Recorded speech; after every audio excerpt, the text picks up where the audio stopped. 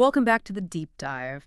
Today, we're cracking open AppFolio's Q3 2025 earnings presentation. Yeah, and this one's dense. It's not just numbers, is it? It feels more like a strategic roadmap. Exactly.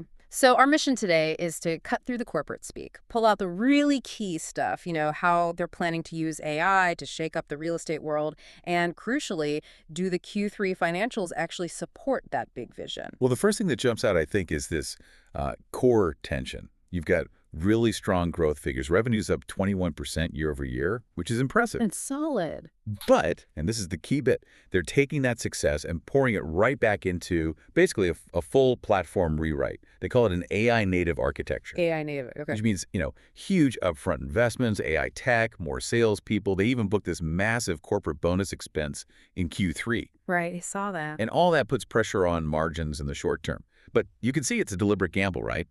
A bet on dominating the market later on. Okay, let's unpack that strategy piece first. They keep talking about shifting from just property management software to this thing called real estate performance management. What does that actually mean?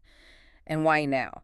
Is the industry asking for this? Yeah, it seems like it. They're pointing to research from the National Apartment Association, the NAA, and it paints a pretty stark picture, actually. Oh, yeah. How so? Well, it shows property managers are basically stuck in reaction mode. Like, they spend something like 2/3 of their entire week, 66% of their time, just dealing with routine stuff and putting out fires. 2/3, wow. That's a lot of time not spent on, strategy. Precisely. The breakdown was 42% on just routine, repetitive work, another 24% on reactive tasks, emergencies, complaints. Okay. Which leaves only 16% of their time for the stuff that actually drives value, like, planning how to increase income or making the property perform better. So real estate performance management is meant to flip that script then, turn the manager from a kind of admin firefighter into someone actually driving growth. That's the idea. Create this value ecosystem is the term they use. Make the manager the real competitive advantage for the owner. Okay. And this whole vision is built on that new AI native structure you mentioned. It's based around 3 connected systems. It's probably better to think of it as like one integrated system rather than 3 separate A things. single nervous system, maybe? Okay, walk us through those parts. Record, action, and growth. How do they fit together? Okay, so first, the system of record. Think of that as the bedrock. It's the core operating system, handles all the data, the accounting, keeps track of everything. It has to be solid, right? Because everything else relies on it. The source of truth. Got it. Then number 2, the system of action. This is where the fancy new AI comes in. Romex, they're performers. These don't just automate tasks like old software. They're supposed to proactively work towards a business goal using that agentic AI. Proactively. Okay, different from just following rules. Exactly. And third, the system of growth. This takes the clean data from the record system and the efficiency gained from the action system and uses it to create new services, new ways to make money, mostly by improving the resident experience. That makes sense. It sounds like a real structural change, not just marketing fluff. And they had that customer quote, didn't they? Wolfgang Kroski. Yeah, saying the shift from property manager to performance manager is the future of this business. That suggests it's hitting home with actual users already. All right, let's pivot to the money then. A big shift like this needs fuel. So how did Q3 actually look on the financial side? Was it strong enough to justify all this spending? Financially, yeah, it was pretty solid. Revenue hit $249 million. That's that 21% year-over-year growth we mentioned. Okay. And just the scale, keeps growing. They're now managing 9.1 million units. That's across almost 22,000 customers. Both of those numbers are up 7% year-over-year. And breaking down that revenue, it looked like the value-add stuff is really pulling its weight. Absolutely. The core solutions, the basic subscription stuff, that was $54 million, up 17%. And that's partly new customers, but also people upgrading to their Plus and Max tiers. Right, more premium features. But yeah, the real engine is value-added services. That brought in $192 million, growing even faster, 22% year-over-year. Wow. And that's driven by things like their risk tools, payments, screening. And they specifically mentioned getting good contributions from those new partnerships, LiveEasy and Second Nature. Okay, so 21% top-line growth, that sounds great. But then you see the operating margin, non-GAAP, reported at 23.5%, which is down from, nearly 29% last year. That kind of makes you pause, doesn't it, until you read the fine print? Yeah, that is the key detail to understand in this whole report. They were upfront about it. That margin dip was mostly because of one specific thing. a $13 million extra expense they booked in Q3. Right, the bonus accrual. Exactly. It was money set aside because they expect to blow past their annual corporate bonus targets. And this $13 million covered the expected overachievement for the first 3 quarters of the year, all booked in Q3. Okay, wait. So they did so well in the first 9 months that they had to account for paying out more in bonuses than planned? And they booked a big chunk of that expected annual payout hit in Q3 alone. That's how they explained it.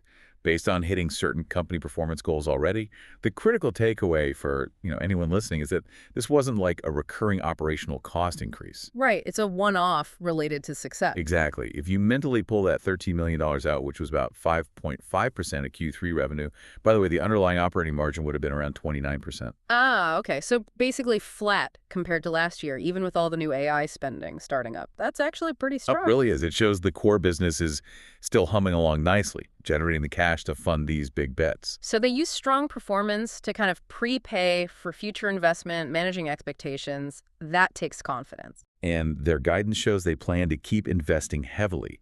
They raised the full-year revenue target, midpoint, around $947.5 million. That's 19% growth. Okay. But they kept the operating margin guidance for the year steady at 23.5% to 24.5%.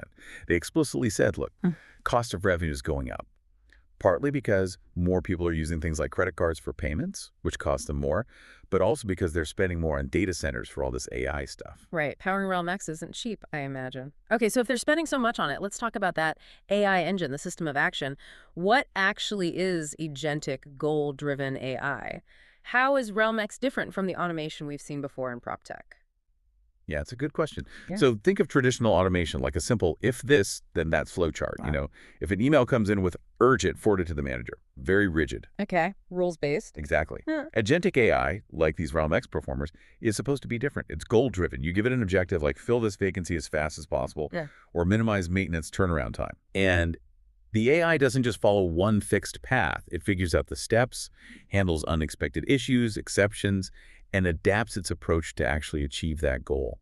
It's more like giving a task to a smart assistant who figures out how to do it best, rather than just programming a dumb robot. Gotcha. Less like a calculator, more like a junior team member who gets the objective. That's a good way to put it. And the first few performers they've launched really show this. There's the leasing performer, automating lead to lease, the maintenance performer, handling triage and optimizing repairs, and a resident messenger performer for automating communications. Okay, so theory sounds good, but what about results? Did they share any actual data on what happens when customers use this stuff? That's the real test, isn't it? Oh, yeah. And the numbers they shared are pretty compelling. This is where you see the potential impact on that 66% inefficiency problem we talked about earlier. All right, hit me with the stats. Okay, so customers fully using Realm X are apparently filling vacancies more than 5 days faster. 5 days faster. Okay, that's tangible. They're seeing renewal rates go up by 20%. 20%, wow. Net operating income NOI is almost 3% higher, and maybe the most direct impact on the staff. Teams are saving an average of 10 hours per week just by letting the AI handle repetitive tasks. 10 hours a week, that's huge. That's where they get the time back to actually be strategic, right? To move into that 16% bucket. Exactly. And that quote from Rob Gale at Dream, Live Prosper, really nailed why it works. He said, AI doesn't work if you have it separated. It has to be in one workflow.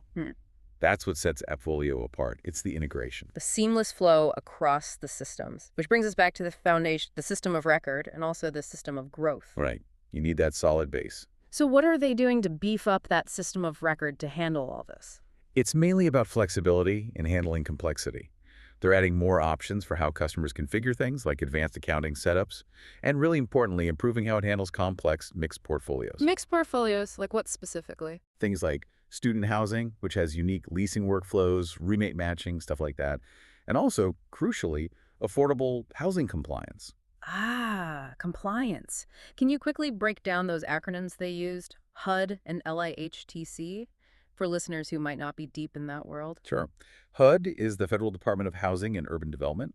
They run various housing assistance programs. LIHTC is the Low-Income Housing Tax Credit Program. Both involve really complex regulations and reporting. So building that compliance capability directly into the system of record is a pretty big deal then. Opens up a whole segment of the market. Absolutely. It's not just a nice-to-have feature.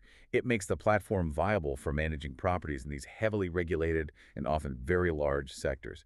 It significantly expands their potential customer base. And they're also connecting outwards more, the Stack Marketplace and that Procore partnership. Yeah, exactly. The Procore integration is smart. It's for those customers who do everything: development, construction, and property management. It lets them sync financial data from Procore's construction management software directly into AppFolio. Seamless data flow again, avoids manual entry, gives a full picture. Makes sense. Yeah, eliminates silos. Okay, finally, let's look at the system of growth. This is where they try to make money from improving the resident experience, right?